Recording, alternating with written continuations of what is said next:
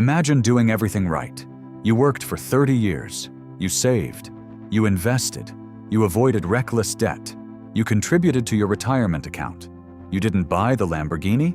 You didn't gamble away your future. You tried to be responsible. And then, at 55 years old, you open your retirement calculator.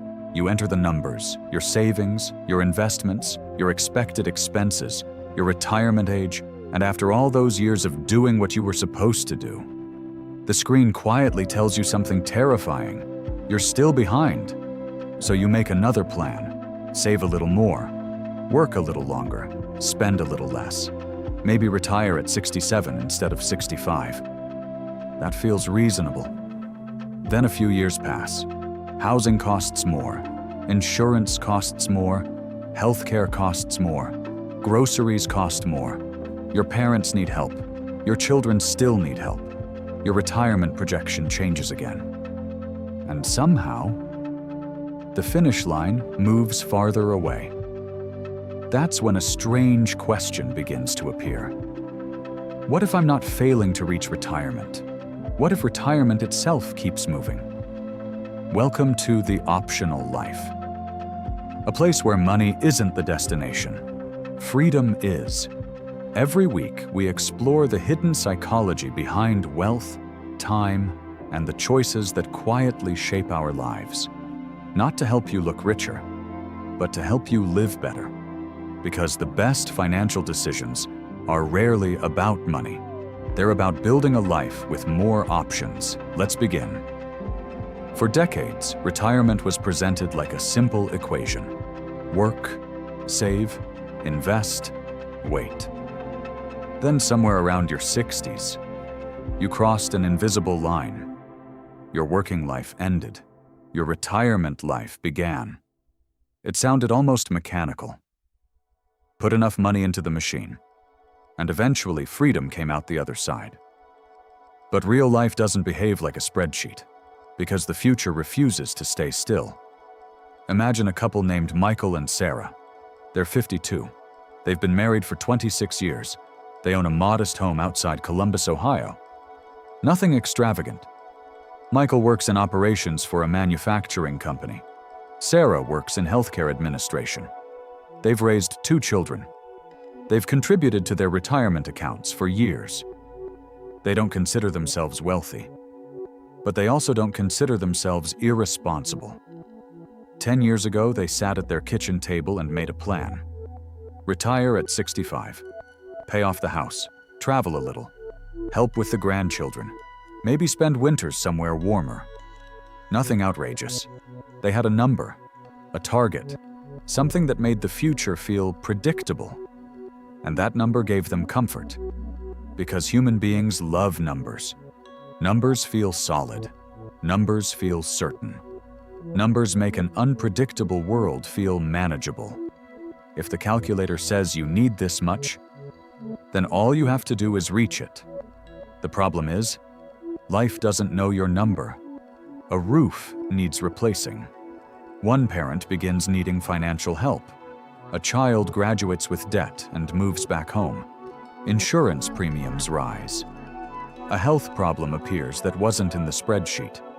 The house they expected to maintain cheaply suddenly needs repairs. Then they realize they might live much longer than they originally planned for. None of these events destroys the retirement plan by itself. That's what makes them so dangerous. Each one simply moves the finish line. A little. Another year of work, another $20,000, another adjustment, another compromise, and slowly, retirement stops feeling like a destination. It starts feeling like a horizon. The closer you walk toward it, the farther away it seems. This creates a psychological problem that financial calculators rarely talk about. Uncertainty. It's one thing to sacrifice today when you know exactly what you're sacrificing for. It's much harder when the target keeps changing. Imagine training for a marathon, but nobody tells you where the finish line is. You run 20 miles. Then someone says, actually it's 24. You reach 24. Now it's 28. Eventually, the hardest part isn't physical, it's psychological. You stop trusting the finish line. And that's exactly what's happening to many people when they think about retirement. The fear isn't simply, I don't have enough money. The deeper fear is, I don't know what enough will mean when I get there. That's a completely different problem. And it's one reason someone can have hundreds of thousands of dollars saved and still feel deeply insecure. Because retirement planning asks us to do something almost impossible. It asks us to predict the cost of a life we haven't lived yet. In a world that doesn't exist yet. How much will healthcare cost? Where will you live? Will your children need support? Will your parents? What will taxes look like? What will markets do? Will you want to travel? Will you be healthy enough to travel? Will your marriage look the same? Will your career last as long as you expect?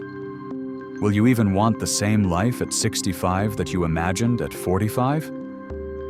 Nobody knows. But here's where things get interesting. Maybe the biggest mistake isn't that our predictions are wrong. Maybe the mistake is believing we need one perfect prediction in the first place. Think about how most retirement planning works. We try to imagine one future, one retirement age, one spending level, one house, one lifestyle, one expected return, one life expectancy. Then we build an entire financial strategy around that future becoming real. But life almost never follows one clean path. Michael loses his job at 58. Sarah's mother needs care at 81. Their son gets divorced and temporarily moves home. The stock market falls during a year they hoped would be financially easy. None of those things were part of the original plan. But none of them are extraordinary either. They're just life. And that reveals something important. A retirement plan can look perfect on paper and still be fragile. Imagine two bridges. The first bridge is engineered for one exact amount of weight. Under normal conditions, it works beautifully, but add unexpected pressure, and it cracks. The second bridge has more flexibility, more margin, more ways to absorb stress. Maybe it isn't optimized as perfectly, but when something unexpected happens, it bends and survives. The same is true with financial lives. We've become obsessed with optimization. What's the perfect retirement number? What's the perfect withdrawal rate? What's the perfect asset allocation? What's the perfect retirement age? Those questions matter. But there's another question that may matter even more. How much can your life change without breaking? That's resilience, and resilience is different from wealth. Someone can have a large portfolio and a fragile life. Another person can have less money, but lower fixed expenses, more useful skills, a flexible housing situation, a strong marriage, good health, some ability to earn income if needed, a supportive community, fewer financial obligations. The second person may actually be better prepared for uncertainty, not because they predicted the future better, because they don't need the future to cooperate perfectly. That's a very different way to think about retirement. And it changes the goal. The goal isn't to create a life where nothing ever goes wrong. That's impossible. The goal is to create a life where something can go wrong, and you're still okay. Think about Michael and Sarah again. Suppose their retirement plan only works if Michael stays employed until 65. Their investments earn exactly what they expect. Their home requires no major repairs. Neither parent needs financial help. Healthcare costs remain manageable. And the market doesn't crash during the first years of retirement. Technically, they have a plan. But what they really have is a list of things that are not allowed to go wrong. That's not security. That's dependency disguised as planning. Real security looks different. Maybe Michael could shift into part-time consulting if his full-time job disappears. Maybe they could downsize without destroying their lifestyle. Maybe Sarah has skills that allow her to work remotely for a few years. Maybe they maintain enough cash that they aren't forced to sell investments during a terrible market. Maybe their monthly lifestyle is simple enough that reducing spending by 15% doesn't feel like punishment. Maybe their retirement isn't one dramatic jump from full-time work to zero work. Maybe it's a gradual transition. And suddenly, retirement becomes less like stepping off a cliff and more like walking down a staircase. That distinction matters. Because one of the strangest ideas we've inherited is that retirement is supposed to happen on a specific birthday. You're working on Friday, then you're retired on Monday. Your paycheck disappears, your identity changes, your schedule changes, your social life changes, and somehow you're expected to feel free. But for many people, that transition is psychologically harder than they imagined. Work wasn't only income, it was structure, identity, friendship, routine, purpose, a reason to get dressed in the morning.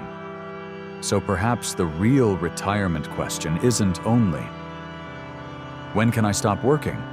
Maybe it's, what kind of life am I trying to move toward? That's where traditional retirement conversations often become too narrow. We spend years discussing the size of the portfolio and almost no time discussing the shape of the life. What will your Tuesday morning look like? Who will you see? What will challenge you? What will make you feel useful? Where will meaning come from? Those questions aren't soft. They're financial questions too. Because people often spend money trying to replace things work once gave them for free. Structure, social connection, activity, purpose, movement, status. And the less clearly we understand the life we're designing, the harder it becomes to know what that life actually costs. This creates another trap. People chase an ever larger retirement number because the number feels safer than uncertainty. 2 million feels safer than 1 million. 3 million feels safer than 2. 5 feels safer than 3. There will always be a larger number, which means there will always be a reason to work one more year. That's how the finish line keeps moving, even when nothing is technically wrong. Fear moves it. Uncertainty moves it. The desire for guarantees moves it. But guarantees are expensive, and life rarely sells them. At some point, retirement planning becomes less about eliminating uncertainty and more about learning how much uncertainty you can safely live with. That's the shift almost nobody talks about. The strongest plan may not be the plan with the biggest number. It may be the plan with the most room to adapt. So what does a resilient retirement actually look like? It probably doesn't look identical for everyone, but the principle is surprisingly simple. Build a life that has multiple ways to work, not one perfect way. Start with expenses, not because you need to live cheaply, but because every fixed expense becomes a promise your future self must keep. A large mortgage, 2 expensive cars, high recurring bills, a lifestyle that only works at one income level. None of those things are automatically wrong. But together, they reduce your ability to adapt. Lower fixed expenses create breathing room. Breathing room creates choices. Then think about income. For decades, we're taught to think in 2 categories: working or retired, income or no income. But reality can have many stages: full-time work, part-time work, consulting, seasonal work, freelance projects, teaching, a small business, rental income, investment income. Work you enjoy enough that you wouldn't mind doing it occasionally. The goal isn't to work forever. The goal is to avoid building a future where everything depends on one switch being turned off at exactly the right moment. Then there's health. It's easy to think of exercise as something unrelated to financial planning. It isn't. Your health affects what your future costs. It affects how long you can remain independent. It affects what kind of work you can still do. It affects whether retirement becomes 20 years of possibility or 20 years of limitation. You can replace money. You can change houses. You can adjust a portfolio. Some losses are harder to reverse. Then there are relationships. This may sound even less financial. But strong relationships are one of the greatest forms of resilience a person can build. People help each other. Families share burdens. Friends create purpose. Communities create support. A life with strong relationships can absorb shocks that no investment account can measure. And then, there are skills. The ability to earn doesn't disappear the moment you leave a full-time career. Not if you've kept learning. Not if you've built something portable. Not if you've developed knowledge other people still value. A person who reaches 65 with financial assets and useful skills has more resilience than someone whose entire identity and income depended on one employer. This is where retirement starts becoming much more interesting. Because instead of asking, how do I create the perfect plan? You start asking, how do I create several acceptable plans? Plan A, markets cooperate. You retire at 62. Great. Plan B, markets struggle. You work part-time for 2 extra years. Still fine. Plan C, you decide you actually like consulting and continue 3 days a week. Also fine. Plan D, you sell the large house earlier than expected and move closer to family. Maybe that turns out better than the original plan. Suddenly, the future doesn't have to obey you, and you don't have to fear it as much. That may be the deepest form of financial security, not certainty, adaptability. Because certainty is fragile. Adaptability survives. Think back to Michael and Sarah. For years, they believed their retirement would begin on a date, 65. But slowly, they began seeing the problem differently. They paid down expensive obligations. They built more cash reserves. Sarah developed the ability to work remotely. Michael began doing occasional consulting outside his main job. They stopped assuming they would stay in the same house forever.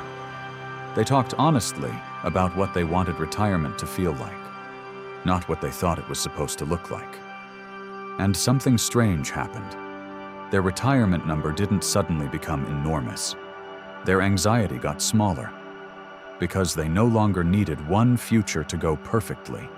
They had alternatives. And alternatives create confidence. Maybe that's the lesson we've missed. The retirement industry often teaches us to chase a number, a target, a finish line. But the future doesn't care about our finish lines. Markets change, prices change, jobs disappear, families change, health changes, priorities change, and sometimes we change. So perhaps the safest retirement plan isn't the one that predicts one perfect future. It's the one that can survive many different futures. A life that can bend without breaking. A life where one bad year doesn't destroy 20 good ones. A life where changing your mind isn't a financial disaster.